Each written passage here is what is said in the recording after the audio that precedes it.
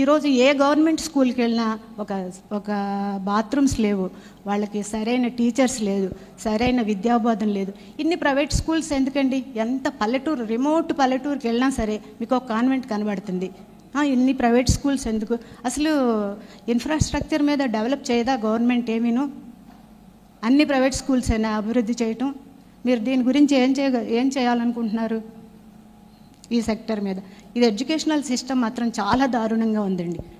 Not only అంటే చిన్నప్పటి నుంచి కూడా ప్రైవేట్ స్కూల్స్ అని వేలు 6,000 వస్తే 6,000 కూడా తను తీసుకెళ్ళి పిల్లలిద్దరు చదువుల మీదే పెడుతుంది. రేపొద్దున్న వాళ్ళకి ఏదన్నా హెల్త్ ప్రాబ్లం అంటే మేము డాక్టర్స్ కాబట్టి మేము చూసుకుంటాం. ఇంక మిగతా వాళ్ళు ఏం చూసుకోగలరు? వాళ్ళకి వచ్చే జీతాల్లో 90% పిల్లల చదువులకే అయిపోతుంది. ఒక 10-15% వాళ్ళు తినగలుగుతున్నారు. ఇక్కడ మీరు ఏర్పాటు చేసింది మా కష్ట సుఖాలు తెలుసుకోవడానికి కాదు, ప్రజల కష్ట సుఖాలు తెలుసుకోవడానికి. సో మీరు లోవర్ సెక్టర్ పీపుల్ని ఆలోచించండి. డాక్టర్స్ మేము పర్వాలేదు, మా ప్రాబ్లమ్స్ మేము సాల్వ్ చేసుకోగలం. ఒకవేళ ఏదైనా కేసులు వచ్చినా మేము సాల్వ్ చేసుకోగలం, మేము అందరం వెల్ ఆఫ్. సో మా ప్రాబ్లమ్స్ మీరు పట్టించుకోకపోయినా పర్వాలేదు. కానీ ఇన్ఫ్రాస్ట్రక్చరు, ఎడ్యుకేషనల్ సిస్టము, పాపులేషను, దీని మీద కాన్సన్ట్రేట్ చేయండి. మీరు ఎంతో పెద్ద పొజిషన్లో ఉన్నారు, మీరు ఇంత దిగి రావాల్సిన అవసరం లేదు. కానీ మీ కళ్ళల్లో కమిట్మెంటు, మీ కళ్ళల్లో ఒక ఆర్ద్రత ఉంది. ఎందుకంటే బాగా లేని పీపుల్ని చాలా వీడియోస్ చూశాను నేను. మీరు ఎవరో ఒక మస్కులర్ డిస్ట్రోఫీ అమ్మాయిని ఒళ్ళో కూర్చోబెట్టుకుని నీకేం కావాలరా తల్లి అని అడుగుతుంటే ఆ వీడియో చూసినప్పుడు కళ్ళమటి నీళ్ళు వచ్చేసినాయి. ఇంత మనిషి, అంత మహామనిషి ఆ అమ్మాయిని ఒళ్ళో కూర్చోబెట్టుకుని మెల్లిగా స్ట్రోక్ చేస్తూ నీకేం కావాలరా తల్లి అంటే అమ్మాయి నీ కాళ్ళకి దండం పెట్టుకుంటాను అన్నా అంటే అబ్బబ్బా వద్దమ్మా నీ కళ్ళమట నీళ్లు తెచ్చుకుని తల పక్కకి తిప్పుకున్న ఆ వీడియో నేను ఈ పాటికి 100 సార్లు చూసుంటానండి. చూసి ఆ రాత్రి ఆ వీడియో చూడటం, కళ్ళమటి నీళ్ళు పెట్టుకోవటం, వీడియో చూడటం, కళ్ళమటి నీళ్ళు పెట్టుకోవటం, అంత చేశానండి. మీకు ఏం కావాలన్నా మీ వెనక మేము ఉంటాం సార్.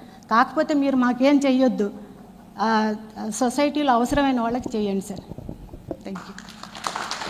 మీరన్నట్టుగా ఆ పాపని ఒళ్ళో తీసుకుంటే ఏ డిజైర్ లేదు, బాగా నడిచే పాప, ఆ మస్కులర్ ప్రాబ్లం డిస్ట్రోఫీ వచ్చింది, పడిపోయింది. Her own desire. అంటే తను ఎందుకు ఉంది అని అంటే తనకి అమ్మాయి నా సినిమాలు చూసి నన్ను పాటలు చూస్తే నవ్వుద్దంట, అదొక్కటే. That's only connection she had, that's reason why she was able to make it. నాకు అందుకు బాధ కలిగింది.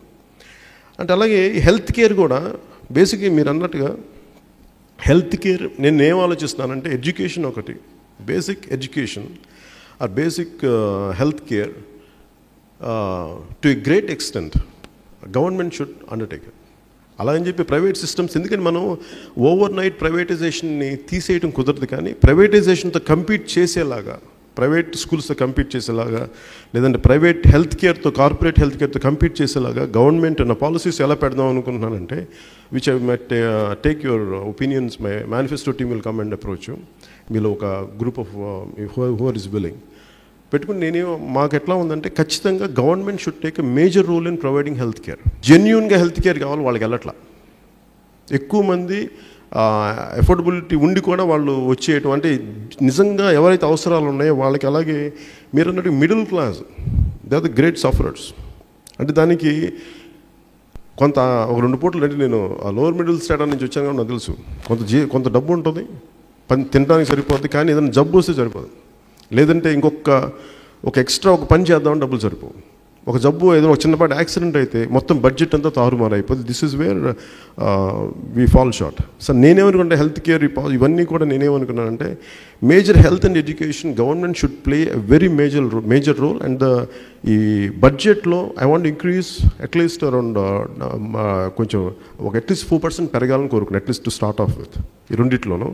అలాగే గవర్నమెంట్ స్కూల్స్ కానీ అలాగే పెంచాలంటే ఇట్ ఈస్ ఒక 2 సంవత్సరాలు జరిగిపోద్దని నాకు కాదు. కానీ పాలసీలు ఏంటంటే అట్లీస్ట్ ఒక 10 years కృషి చేస్తే తప్ప the quality of teachers has to increase from the government school, which has to be really work out on teachers. So ఇవన్నీ ఇట్లా నేను ఆలోచిస్తా ఉన్నాను. నేను ఒక చాలా చిన్న ఫ్యామిలీ నుంచి వచ్చామండి. మా నాన్నగారు రైతు, ఒక 10 ఎకరాలు ఉండేది, 4 పిల్లలతోటి. ఆ 4 పిల్లల్ని చదివించడానికి ఆయన రాత్రి పగలు కష్టపడేవాళ్ళు.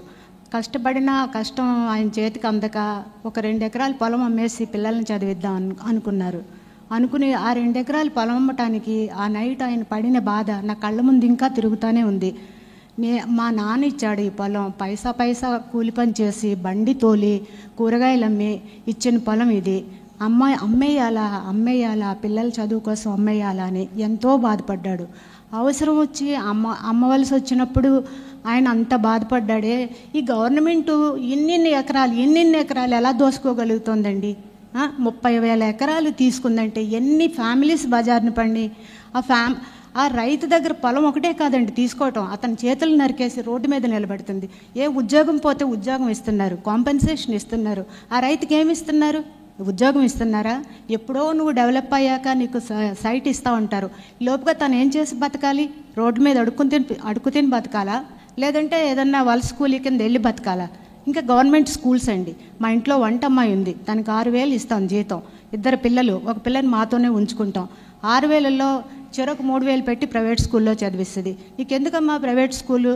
3,000 పెట్టి ఆ 3,000 బ్యాంకులో ఈ పిల్లలకి రేపు ఉపయోగపడుతుంది అంటే, అమ్మ మాకు ఉండేదే ఈ చదువులే మా పిల్లలకి మేము ఇచ్చే ఆస్తులు, మా వాళ్ళు ఏమీ మాకు పెద్ద పెద్ద ఆస్తులు ఇవ్వలే, రెక్కలే ఇచ్చారు. ఆ రెక్కల కష్టంతో నా పిల్లల్ని చదివించుకుంటున్నా. గవర్నమెంట్ స్కూల్లో ఏముందమ్మా, ఒక టీచర్ ఉంటే ఒక టీచర్ ఉండరు. 1వ క్లాస్ నుంచి 5వ క్లాస్ వరకు ఒకే టీచర్ ఉంటారు. వీళ్ళకి ఏం చదువులు వస్తాయమ్మా? ఏమి ఇవ్వగలం? వీళ్ళు కూడా రేపొద్దున్న నాలాగే ఎవరో ఇంట్లో వంట చేసుకోవాలి. కాబట్టి నన్ను మాత్రం మీరు జీతం అంతే ఇవ్వండి, కానీ నా పిల్లల్ని మాత్రం ప్రైవేట్ స్కూల్లోనే చదివిస్తా. మీకు ఏమన్నా చెయ్యాలి నాకు హెల్ప్ అనుకుంటే బుక్స్ కనివ్వండి, అంతేగాని ప్రైవేట్ స్కూల్లో చదివించొద్దు. కానీ నేను గవర్నమెంట్ స్కూల్లోనే చదివా, చాలా చిన్న స్కూల్లో చదివా. అప్పుడు స్టేట్ టాపర్ని నేను గవర్నమెంట్ స్కూల్లో చదివినా తెచ్చుకోగలిగాను అంటే ఆ రోజులు బాగున్నాయి. ఆ రోజులు డెడికేషన్ ఉంది టీచర్స్కి.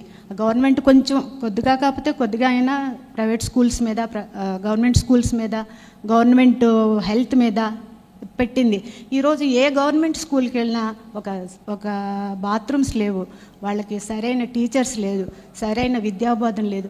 ఇన్ని ప్రైవేట్ స్కూల్స్ ఎందుకండి? ఎంత పల్లెటూరు, రిమోట్ పల్లెటూరుకి వెళ్ళినా సరే మీకు ఒక కాన్వెంట్ కనబడుతుంది. ఇన్ని ప్రైవేట్ స్కూల్స్ ఎందుకు? అసలు ఇన్ఫ్రాస్ట్రక్చర్ మీద డెవలప్ చేయదా గవర్నమెంట్? ఏమీను అన్ని ప్రైవేట్ స్కూల్స్ అయినా అభివృద్ధి చేయటం. మీరు దీని గురించి ఏం చేయాలనుకుంటున్నారు ఈ సెక్టర్ మీద? ఇది ఎడ్యుకేషనల్ సిస్టమ్ మాత్రం చాలా దారుణంగా ఉందండి. నాట్ ఓన్లీ అంటే చిన్నప్పటి నుంచి కూడా ప్రైవేట్ స్కూల్స్ అని వేలు 6,000 వస్తే 6,000 కూడా తను తీసుకెళ్ళి పిల్లలిద్దరు చదువుల మీదే పెడుతుంది.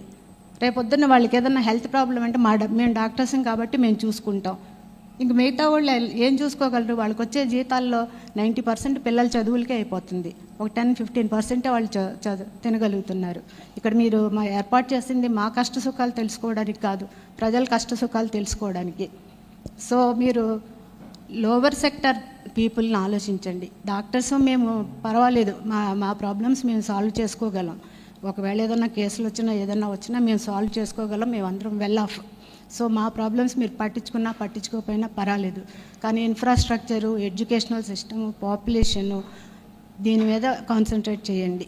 మీరు ఎంతో పెద్ద పొజిషన్లో ఉన్నారు. మీరు ఇంత దిగి రావాల్సిన అవసరం లేదు. కానీ మీ కళ్ళల్లో కమిట్మెంటు, మీ కళ్ళల్లో ఒక ఆర్ద్రత ఉంది. ఎందుకంటే బాగా లేని పీపుల్ని చాలా వీడియోస్ చూశాను నేను. మీరు ఎవరో ఒక మస్కులర్ డిస్ట్రోఫీ అమ్మాయిని ఒళ్ళో కూర్చోబెట్టుకుని నీకేం కావాలరా తల్లి అని అడుగుతుంటే ఆ వీడియో చూసినప్పుడు కళ్ళమటి నీళ్ళు వచ్చేసినాయి. ఇంత మనిషి, అంత మహామనిషి ఆ అమ్మాయిని ఒళ్ళో కూర్చోబెట్టుకుని మెల్లిగా స్ట్రోక్ చేస్తూ నీకేం కావాలరా తల్లి అంటే అమ్మాయి నీ కాళ్ళకి దండం పెట్టుకుంటాను అన్నా అంటే అబ్బబ్బా వద్దమ్మా నీ కళ్ళమట నీళ్లు తెచ్చుకుని తల పక్కకి తిప్పుకున్న ఆ వీడియో నేను ఈ పాటికి 100 సార్లు చూసుంటానండి. చూసి ఆ రాత్రి ఆ వీడియో చూడటం, కళ్ళమటి నీళ్ళు పెట్టుకోవటం, వీడియో చూడటం, కళ్ళమటి నీళ్ళు పెట్టుకోవటం, అంత చేశానండి. మీకు ఏం కావాలన్నా మీ వెనక మేము ఉంటాం సార్.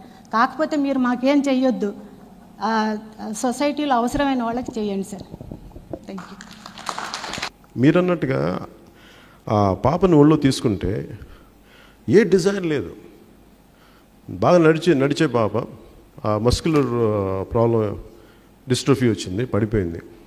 Her own desire. అంటే తను ఎందుకు ఉంది అని అంటే తనకి అమ్మాయి నా సినిమాలు చూసి నన్ను పాటలు చూస్తే నవ్వుద్దంట, అదొక్కటే. That's only connection she had, that's reason why she was able to make it. నాకు అందుకు బాధ కలిగింది.